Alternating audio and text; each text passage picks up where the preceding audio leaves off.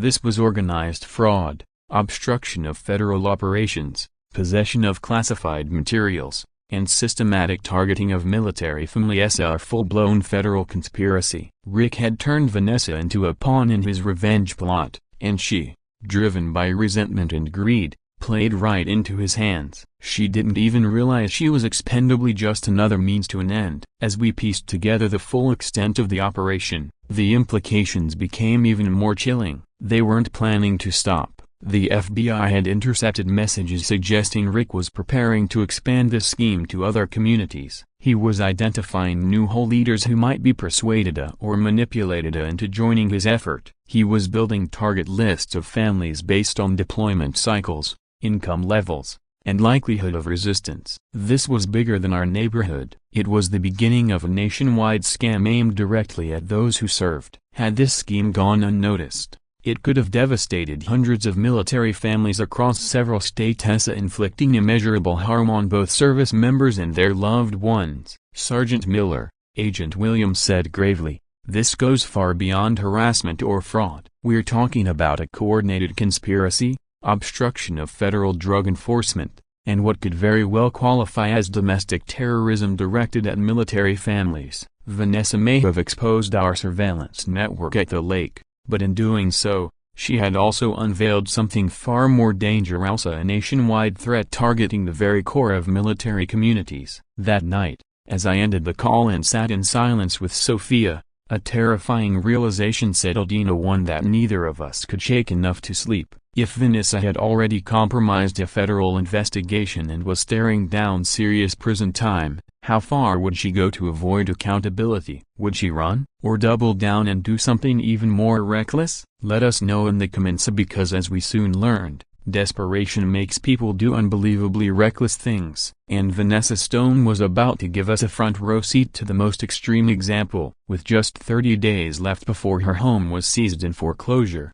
and her divorce hearing looming, she had run out of logical choices. That's when Rick, as manipulative as ever, convinced her that the only way out was to create undeniable evidence of criminal activity, evidence that would allow her to demand immediate removal of my military vehicle and claim emergency action from the HOA to protect her property value. His idea was outrageous in its simplicity and dangerous in its stupidity. Give Vanessa drugs to plant in my Jeep, then have her call the FBI, claiming she'd uncovered terrorist activity in the neighborhood. Just think about that. She genuinely believed that framing a deployed soldier with drug possession would erase her debt, preserve her home's value, and somehow justify everything she had done. That's how deep Rick's manipulation had gone. Vanessa was so consumed by panic and delusion that she couldn't see how catastrophic the consequences of this plan would be, even if it worked. But here's the thing about people like that, they always underestimate their target, and in this case,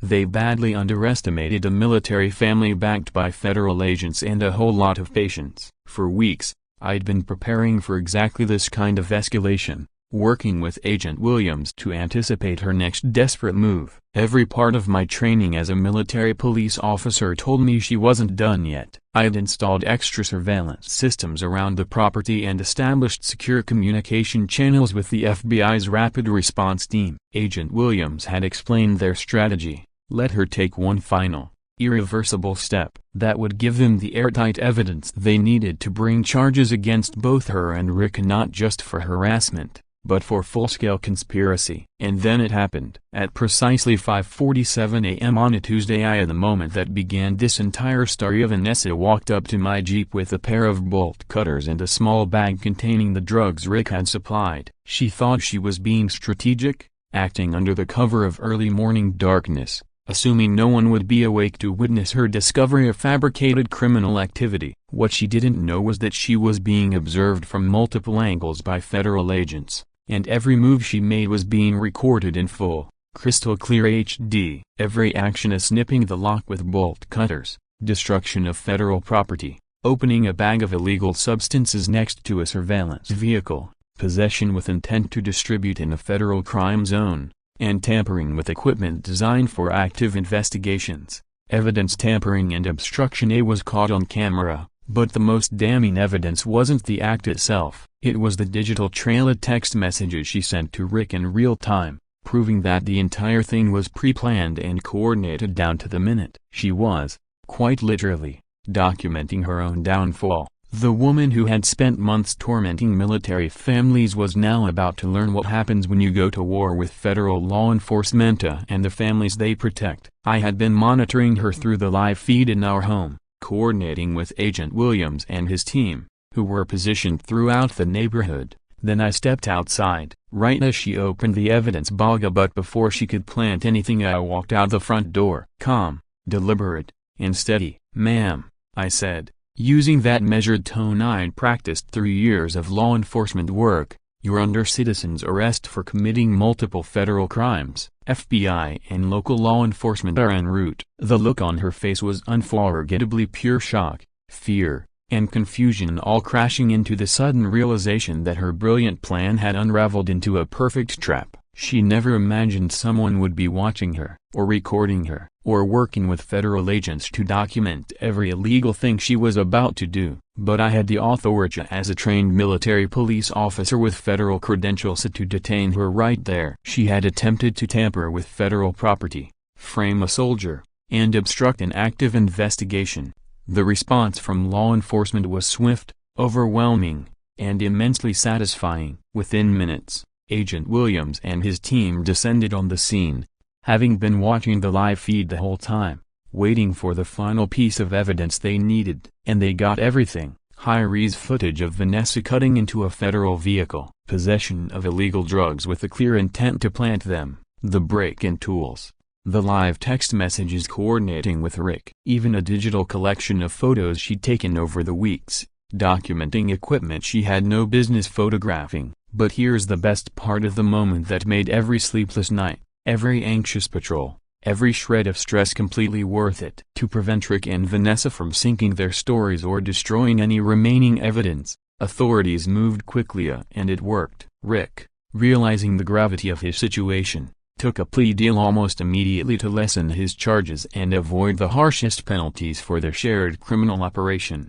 That's when the most unexpected truth came out. Vanessa hadn't been the manipulated pawn everyone assumed she was. In fact, Rick's testimony shattered that illusion completely. "She's the one who orchestrated everything," he told federal investigators, his confession recorded for use in court. "I gave her the access and the tools, but she planned the whole thing," she said. "We'll take down these military families and turn a profit while we do it."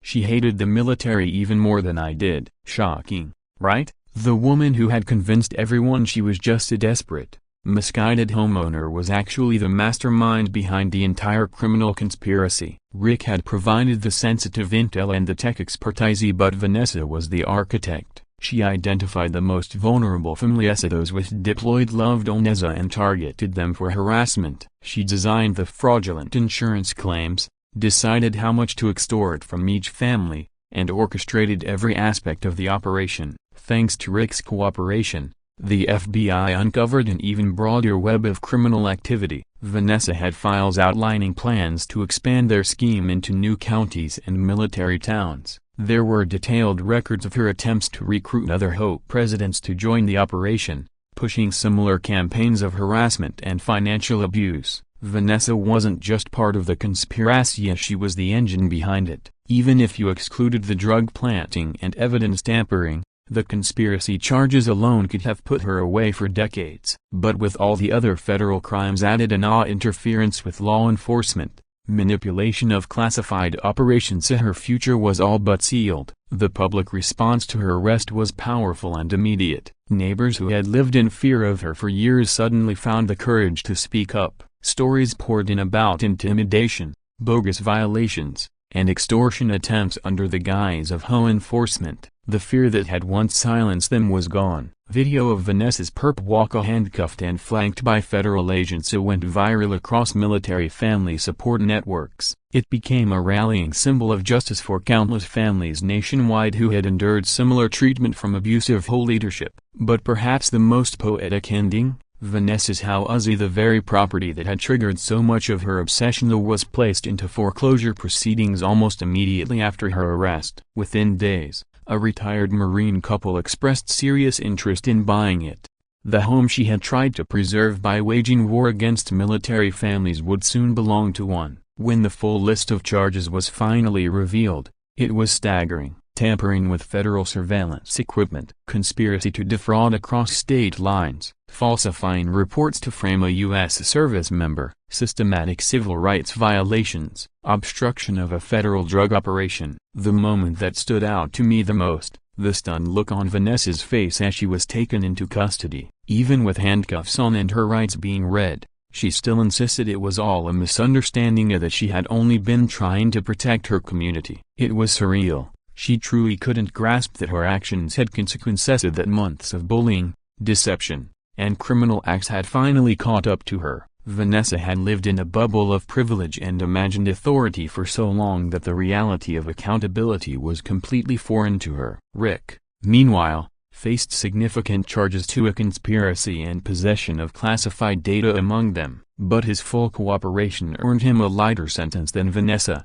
who now faced the harshest penalties due to her leadership role. And in the moment those handcuffs clicked shut, Vanessa finally realized who had been supplying the FBI with everything they needed. Rick had been turning over evidence and recordings for months, building a case that would take her down while shielding himself. The woman who believed she could terrorize military families without consequence had just been completely outmaneuvered by the very people she targeted and the agents sworn to defend them. Justice was finally being served. But for Vanessa Stone, this was just the beginning of a long, steep fire from HOA tyrant to federal inmate. The justice system was about to show her, in no uncertain terms, what happens when you come after military families and interfere with national security. Ya Stories wants to hear from you. Did you see Rick's betrayal coming? Or were you just as blindsided as Vanessa? Drop your thoughts in the comments. The courtroom was packed the day Vanessa and Rick Stone were brought before a federal judge to answer for their actions. They stood trial not only for targeting military families, but for obstructing high-level federal operations. I flew back from deployment specifically to testify. Seeing Vanessa, who had tormented my family and especially my sister, finally stand in front of a judge was one of the most gratifying moments of my military career. The FBI's case was massive. It took 3 days to present everything, a more than 200 documents spanning 18 months of criminal behavior. High-definition video captured clear evidence of multiple federal crimes as they occurred. Alongside this, detailed testimonies from 6 separate military families laid bare the trauma they endured under Rick and Vanessa's scheme. And then there was Rick's full and unfiltered breakdown of their operation from inception to execution. The prosecution painted a vivid picture: calculated fraud, repeated violations of civil rights, multi-state conspiracy, and deliberate obstruction of active federal drug investigations. The evidence was overwhelming,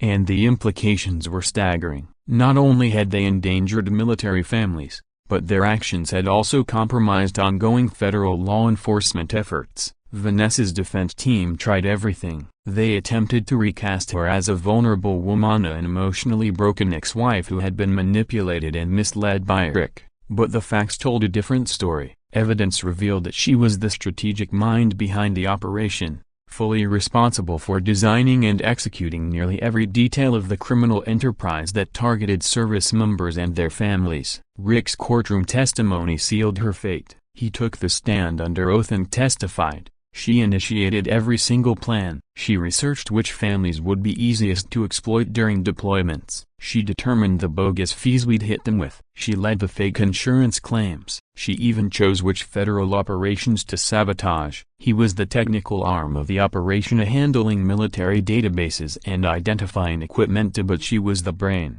The true shock came when it was revealed that Rick had been secretly recording their conversations for months. He had been feeding those recordings to the FBI as part of a plea deal to reduce his own sentence. When Vanessa realized the full extent of Rick's betrayal, that the man she thought was her co-conspirator had been building a case against her the entire time, her expression went pale. The betrayal was brutal and total. When sentencing day arrived, the justice system did not hold back. Vanessa was sentenced to 6 years in federal prison. In addition, she was ordered to pay $45,000 in restitution to the affected military families, with more civil penalties guaranteed to haunt her for years after her release. Rick, due to his cooperation, received a lighter sentence of 4 years behind bars and $25,000 in restitution. But it was the judge's statement that truly captured the gravity of their crimes. This deliberate targeting of military families represents a gross misuse of civilian power and a direct assault on the people who sacrifice for our nation's safety,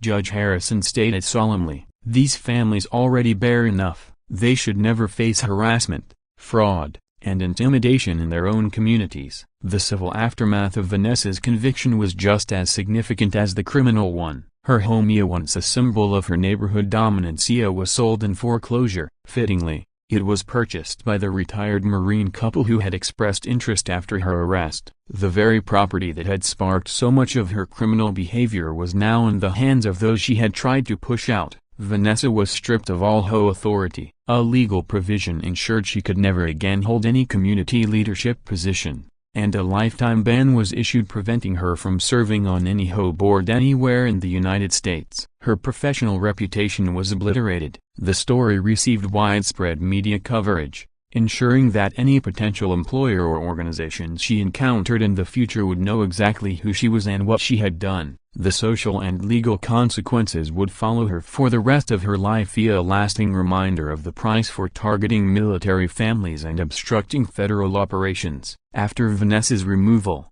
our neighborhood transformed dramatically. Where fear and control once reigned, there was now openness and unity.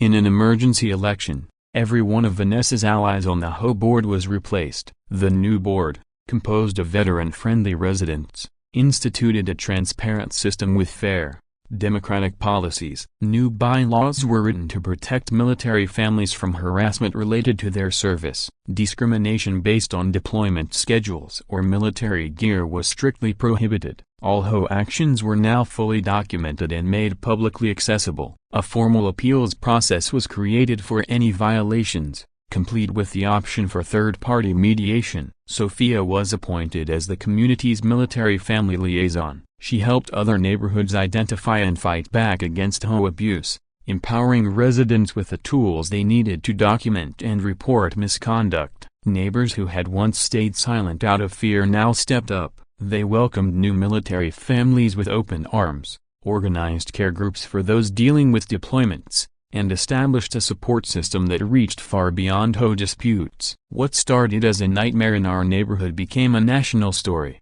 Military Times ran a front-page feature on the case, using it as a blueprint for how to stand up to HOA corruption. Sophia was interviewed on national networks, sharing strategies for identifying coordinated harassment and building solid legal cases. Investigative journalists began digging into similar cases across the country, uncovering more abuse patterns and sparking other prosecutions. Our experience became a legal reference point for prosecutors and military family advocates. Sophia's meticulous documentation methods were adopted by legal aid organizations working with military communities nationwide. Most significantly, we began hearing from families all over the country of people who had endured nearly identical treatment. It became clear that what Vanessa and Rick had done wasn't an isolated incident, it was part of a larger, disturbing trend of targeting deployed service members and their families. The recognition for helping uncover a contractor fraud ring and safeguarding sensitive federal drug surveillance operations led to a major turning point, an official promotion and a new assignment to a domestic task force aimed at preventing crimes against military communities. Sophia's journey from a nervous schoolteacher to a powerful advocate for military families was nothing short of remarkable. She went on to launch a non-profit, Military Family Housing Rights, dedicated to educating service members about their housing rights and empowering them to stand up to HOA abuse. She began touring military bases nationwide, leading seminars on preventing harassment, gathering legal documentation, and holding corrupt HOA boards accountable. Our grandmother's old home became more than just a house, it turned into a safe haven. It became an unofficial gathering place where military families could find support, share resources, and feel protected. In a way, it fulfilled our grandmother's lifelong dream of turning her home into a place of refuge and community. But one of the most powerful moments of justice came from something deeply symbolic. The American flag, now flying high in front of Vanessa's former home owned by the retired Marine couple, stood as a proud reminder of everything we'd fought for. That same couple welcomed service members with open arms and hosted events that honored military service and sacrifice. Each year, by the lake that once witnessed both the HOA conflict and a secret federal drug operation, our community holds a military appreciation barbecue. The gathering celebrates not just the downfall of Vanessa's reign, but the dismantling of the drug ring she almost compromised. Today, that lake is a place where families feel safe again, children laugh and play along the shoreline, while the shadows of the past slowly fade. Many of the neighbors who once stayed silent under Vanessa's intimidation now actively help shape a neighborhood culture of respect, transparency, and military support. It's become a place where service members feel genuinely welcomed, where their sacrifices are seen and valued. Sophia and I often return to that lakeside dock, the place where this entire journey began. We watched the kids run free where Vanessa once schemed, and we know in our hearts that our grandmother would be proud. Her home didn't just protect a family, it helped protect a cause. Sophia's advocacy didn't stop there. Requests for help began pouring in from military families facing eerily similar HOA harassment across the country. She developed legal templates, offered strategic guidance, and built support networks that helped other families fight back. Our case had become more than just a personal victory, it had become a national resource. We proved that military families do not have to endure abuse just because someone claims community authority. Federal law stands behind service members when local systems fail, and with the right support, families can fight back and win. The ripple effects of what we accomplished now stretch far beyond our block. Defending military families all over the country, we learned something crucial through it all. Standing up to bullies can create change that echoes far beyond the original fight. But the story didn't end there. Just 3 weeks after Vanessa was sentenced, Sophia received an email that hinted at something much larger. It came from a military spouse in Texas. Their story mirrored ours in chilling detail: targeted HOA harassment during a deployment, bogus citations tied to military gear, and connections to shady ex-contractors with vendettas against the military community. As we had come to understand, people like Vanessa and Rick rarely act alone. Across the nation, other families were enduring the same kind of abuse, and now,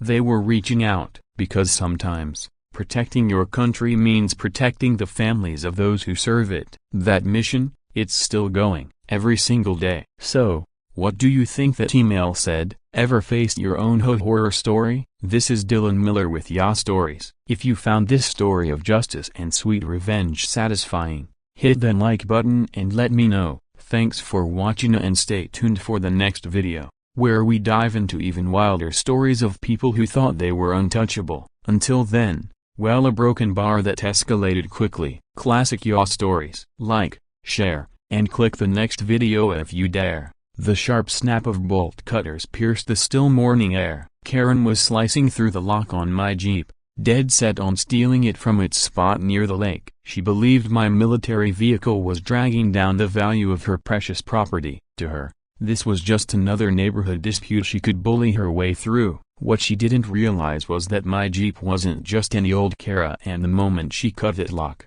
she set off a chain of events that would completely derail her life. The metallic clang rippled across the water, and within minutes, what she thought was a simple act of defiance would spiral into her worst nightmare. All it takes is one reckless decision to flip your entire world upside down. Stick around, because by the end of this story, you'll see exactly how this woman's world came crashing down around her. Hey BD Stories viewers, drop a comment and let me know where you're tuning in from. Let me back up a bit and give you the full picture. My name's Dylan Miller. I'm a 29-year-old sergeant in the military police. When my grandmother Clara passed away, I inherited her home by Lake Willow. That house meant everything to me. I grew up spending my summers there, learning how to stand up to bullies and dreaming about the life I'd build once I was out of the service. When I was deployed overseas, I had to leave the place and my little sister Sophia's carry along with my government-issued Jeep. What I didn't tell Hira or anyone,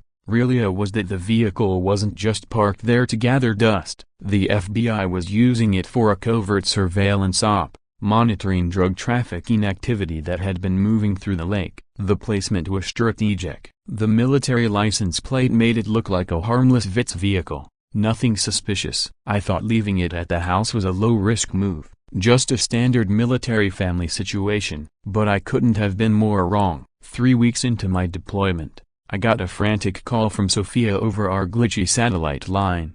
She was in tears. "Dylan, there's this woman from the HOA," she said, her voice shaky. "She's demanding we move your Jeep. She says it violates the rules for commercial vehicles." I could hear the stress in her voice. And it made me furious. Sitting 8,000 miles away, completely powerless to help. Sophia's an elementary school teacher with a calm nature and a background in law from college, but she wasn't built to go head-to-head with aggressive people like this. The woman behind all the drama was Vanessa Stonia, the infamous HOA president who had been making life miserable for our neighborhood for over 3 years. According to Sophia, Vanessa was going through a brutal divorce and drowning in financial problems. She'd purchased her home back in 2019 for nearly $500,000. But now its value had plummeted. She owed the bank more than the property was worth and had only a few months to sell before losing it entirely. That kind of financial desperation? It makes people act irrationally. The real warning signs showed up during Sophia's first face-to-face with her. My sister tried to explain my deployment and even showed her my official orders. Vanessa's response? Military service doesn't exempt anyone from the rules. That vehicle is tanking the value of our waterfront homes. But then something odd happened. Vanessa's phone rang mid-conversation. She answered in a hurry, sounding annoyed. "Rick, I'm busy." "Fine, tonight," she muttered before hanging up, clearly flustered and trying to cover up the call. That moment would later become the key to unlocking the bigger story behind everything that followed. Being the smart and stubborn woman she is, Sophia dove into the original HOA bylaws, the ones written back in 1987 when our grandma first moved in. What she found made her blood boil. Military vehicles were explicitly exempt from all restrictions regarding commercial use. Clear as day, Vanessa wasn't quoting real rules as she was inventing them. There was no mention in any official document supporting what she claimed. In fact, the original bylaws protected military families and accounted for the unique circumstances of deployment and government-issued equipment. Turns out, Vanessa didn't have the legal authority to change or reinterpret the rules however she pleased. She'd been bluffing, intimidating residents, and enforcing fake regulations for who knows how long. Sophia uncovered several inconsistencies between Vanessa's claims and the actual HOA documents. It became clear this woman had built her reign of control on lies and scare tactics, targeting families she assumed wouldn't fight back. So Sophia did something no one expected. She stood her ground. When Vanessa organized a sudden emergency home meeting to address security threats posed by military vehicles, my sister showed up half fully armed with evidence. She brought the original bylaws, my military deployment papers, and records of other military families Vanessa had harassed in the past. Sophia had spent countless hours preparing. She laid everything out in a calm, professional presentation in front of more than 30 neighbors, systematically exposing Vanessa's lies and abuse of power. The community's reaction? Explosive. One by one, people stood up and shared their own stories, how Vanessa had threatened fines over lawn length, paint color choices, even leaving kids' bikes in driveways. They all assumed she was acting within her authority because she was HOA president. But the truth was out. These weren't just petty misunderstandings or strict interpretations of vague rules. This was deliberate fraud, a calculated effort to manipulate and control the neighborhood through fear and misinformation. Vanessa had been weaponizing the HOA, using fabricated violations to scare families into paying fines they didn't actually owe. Slowly, other residents began stepping forward, sharing their own run-ins with her. They described baseless penalties, aggressive letters, and demands backed by non-existent regulations. It was clear Vanessa had been using fear to maintain control and line her own pockets. The mood in the room shifted. You could see it in her face. Vanessa was unraveling. The authority she clung to so tightly was slipping through her fingers, and her hold on the neighborhood was cracking. Even worse, she was racing against time, desperate to stop the foreclosure looming over her head. That panic would soon drive her to make reckless and illegal choices, ones that would completely implode her life. But Vanessa wasn't ready to surrender, and her reaction to being publicly exposed was both expected and disturbing. She snapped. Her face turned a deep shade of red, and her voice rose above the crowd as she lashed out at my sister and the neighbors who dared challenge her. "People like them don't understand how things work in a proper neighborhood," she yelled. "Their military vehicles are ruining this community. It was perfect before they came along with their government hardware and deployment drama. My sister was just trying to protect our family's property while I served overseas, and this woman was raging about how military families didn't belong." The bitterness in her voice said it all. Her rant wasn't just about aesthetics or bylaws, it was drenched in bias. The underlying hostility toward service members and their families was crystal clear, and everyone in the room felt it. Neighbors exchanged uneasy glances. Some looked stunned, others were visibly angry. The curtain had been pulled back, and they were finally seeing who Vanessa really was. Her professional Section 8 was gone, replaced by the ugliness she'd kept hidden behind her title. The meeting ended in chaos. Vanessa, unable to keep her composure, stormed toward the exit. But before leaving, she spun around and hurled one final threat. "This isn't over," she shouted, jabbing a finger at Sophia. "That vehicle will be gone one way or another. I don't care what your precious brother thinks." Everyone stood there in stunned silence, watching her lose it in real time. The image of a composed HOA president had vanished, replaced by someone unstable and consumed by anger. People began to seriously question her leadership, her judgment, and even her sanity. But here's what Vanessa didn't realize.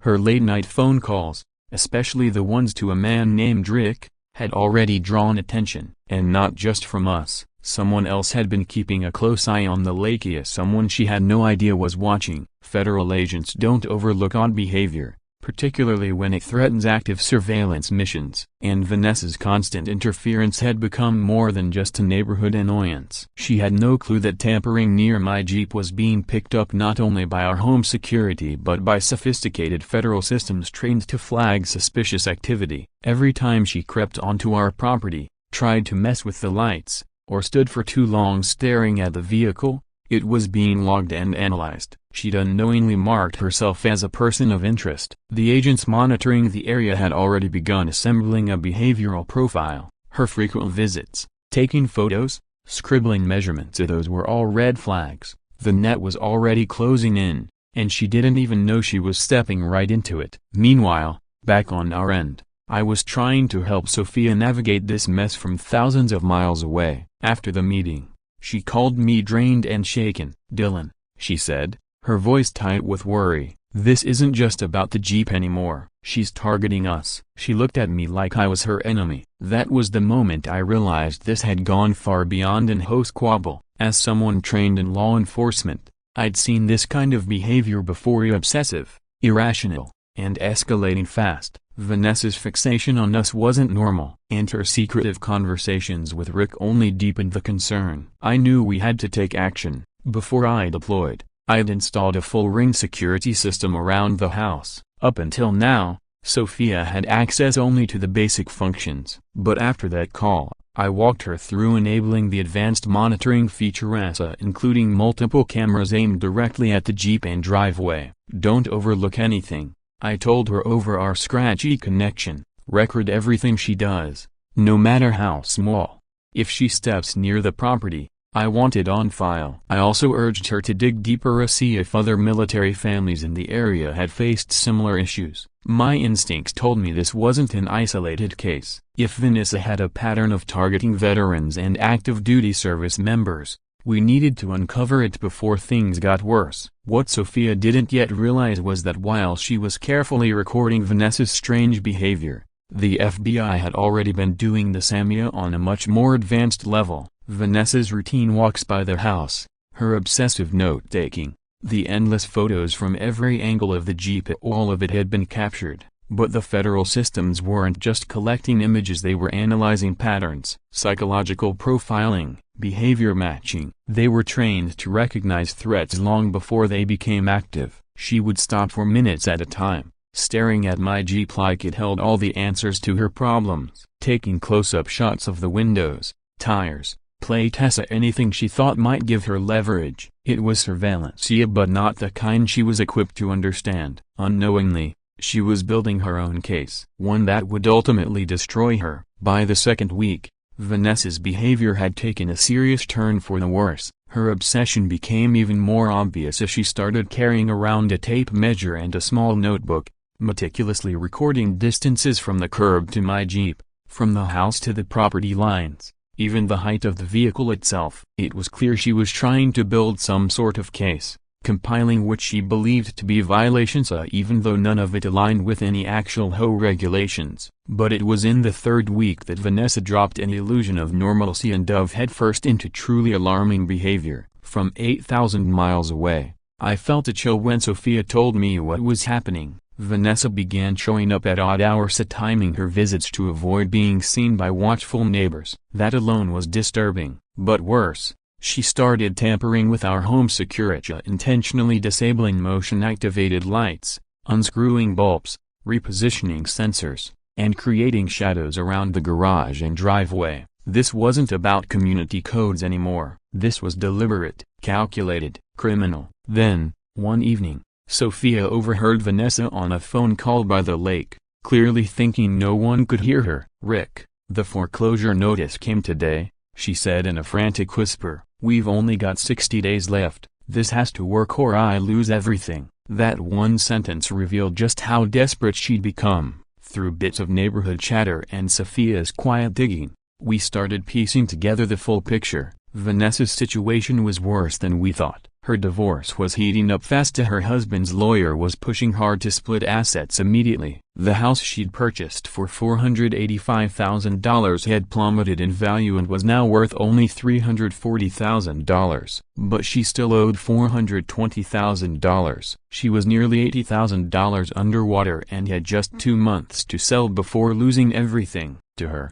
our Jeep was the reason she couldn't sell. She'd convinced herself that the vehicle was single-handedly killing her property value. And in her twisted logic, that meant we had to go by any means necessary. Then she took things even further. Vanessa hired outside help to escalate her vendetta. She brought in someone from a firm called Wilson Security Consulting, which sounded official, but the guy turned out to be a shady private investigator with questionable morals. He started appearing in the neighborhood under the guise of conducting security assessments on our Jeep and the property. Because he had a legitimate PI license, his actions occupied a legal gray zone just enough to make it hard for local authorities to stop him. Wilson would sit across the street for hours, snapping photos, scribbling notes, even tracking Sophia's daily habits. He approached neighbors with official-looking documents and asked probing questions about our family, what we did, what they'd noticed, whether the military vehicle seemed suspicious. It was psychological warfare. Sophia felt constantly watched,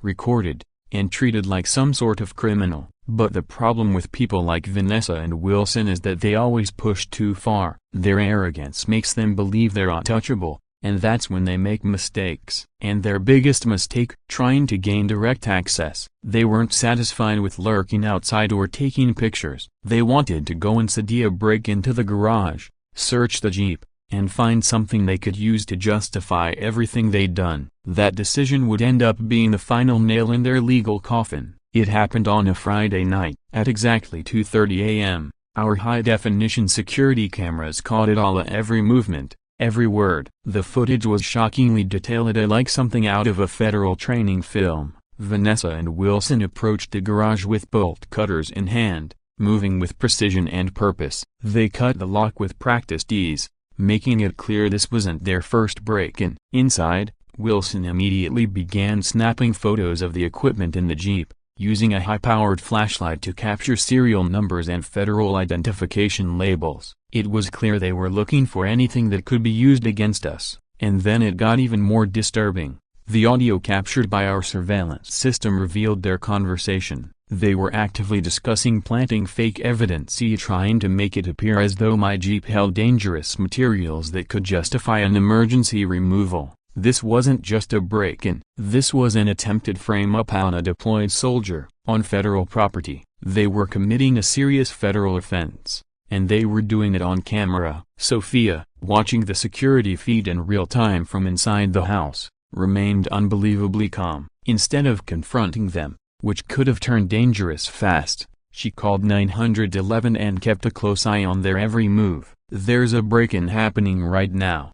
She told the dispatcher, 2 individuals are inside our garage. I can see them on the security cameras. Police arrived within minutes, and they caught Vanessa and Wilson red-handed still in the garage, surrounded by tools, detailed notes, photographs of government equipment, and evidence of their plan to fabricate a threat. Their arrest was the kind of moment you wish you could frame. After all her intimidation, her lies, and her abuse of power, Vanessa was finally facing the consequences of her actions. She was stunned. The same woman who had spent years bullying military families, lording her made-up authority over the community, and hiding behind a fake sense of power, and now in handcuffs, charged with serious crimes on federal grounds. Wilson, of course, tried to backpedal. He claimed he'd been hired for a routine security evaluation and had no idea criminal activity was planned. But the mountain of evidence said otherwise. The tools, the surveillance logs,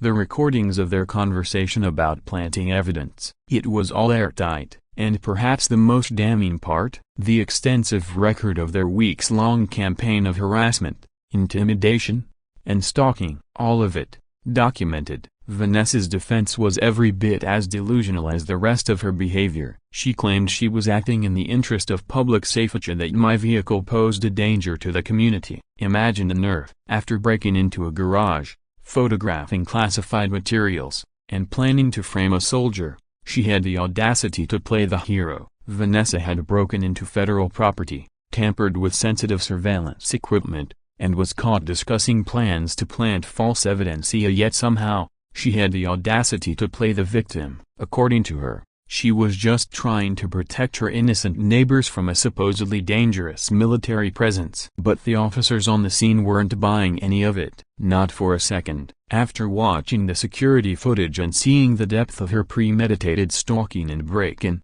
it was clear this was no misunderstanding. Then, something happened that even I hadn't seen coming. The local police sergeant took one look at the evidence, reviewed my military credentials and documentation confirming the Jeep was government property, and made a decision that would change everything. "Ma'am," he said to Vanessa, "this vehicle is part of a federal surveillance program. We are required to notify the FBI immediately." That's when Special Agent Williams from the FBI's Property Crimes Division entered the picture, and everything we thought we understood about this situation was about to be completely flipped on its head. Agent Williams calmly explained to Sophia that the area had already been under federal surveillance for months as part of an ongoing investigation. "The moment your neighbor broke into that vehicle," he said with a steady voice, "our systems were automatically triggered. That Jeep is a protected federal asset." Suddenly, this wasn't about HOA harassment anymore. When I got the call from Agent Williams overseas, I almost dropped the satellite phone. His voice was calm, but the words hit like a hammer. "Sergeant Miller," he said, "your neighbor just compromised an active federal investigation. Your vehicle was being used to monitor drug trafficking operations across the lake. Her actions may have jeopardized the entire operation." That moment brought everything into focus. My deployment timeline, the specialized gear in the Jeep that I'd been ordered not to discuss, and the FBI's sudden interest in our lakefront property. It all made sense. Vanessa Stone had unknowingly interfered with a multi-agency operation. Her little personal vendetta had crossed into federal crime territory. From halfway across the world, I felt a wave of both fury and vindication. This woman had been tormenting my sister, launching baseless accusations, hiring a shady private investigator to dig into our lives, and now she was at the center of a federal investigation. The poetic justice of it all was almost too perfect. She wanted to run us out of the neighborhood. She ended up putting herself on a path straight toward federal prison. Agent Williams closed our call with a chilling warning. "Sergeant, your neighbor might have avoided state-level charges tonight, but the federal case is just beginning. We'll be following up." I sat there, staring at the wall in my overseas barracks, the weight of the situation hitting me all at once. My sister was now dealing with federal agents, and Vanessa Stone had no idea the magnitude of the firestorm she'd just unleashed on herself. The next morning, Agent Williams arrived at our home. Sophia described him as composed, precise, and clearly used to situations far beyond HOA drama. And Vanessa, she still had no clue how deep the rabbit hole went. BD Stories viewer, so what do you think the FBI was really watching at that lake? Drop your theories in the comments. Agent Williams wasn't just some desk-bound investigator. He was an expert in federal property crimes, especially when it came to surveillance operations. And he'd been waiting for someone to make exactly the kind of mistake Vanessa had just made. He explained the gravity of the situation to Sophia with a level-headedness that made it even more unsettling. "We've been monitoring the lake for months," he said. "Your brother's vehicle was placed there as part of an operation targeting illegal trafficking across state lines via water routes. The break-in triggered security protocols, and possibly exposed our entire mission." Suddenly, the stakes became terrifyingly clear. Lake Willow had been a key transport hub for drug smugglers using boats during late-night runs. The Jeep was more than just a parked vehicle, it was a strategic surveillance asset carefully positioned by multiple agencies. And now, thanks to Vanessa's stupidity, that entire web of intelligence may have been compromised. She hadn't just trespassed, she'd possibly warned the criminals that law enforcement was onto them. But then came the real gut punch. Agent Williams told me something during a follow-up call that sent a chill down my spine. During their background investigation into Vanessa, the FBI discovered a direct link to the mysterious man Sophia had overheard on the phone,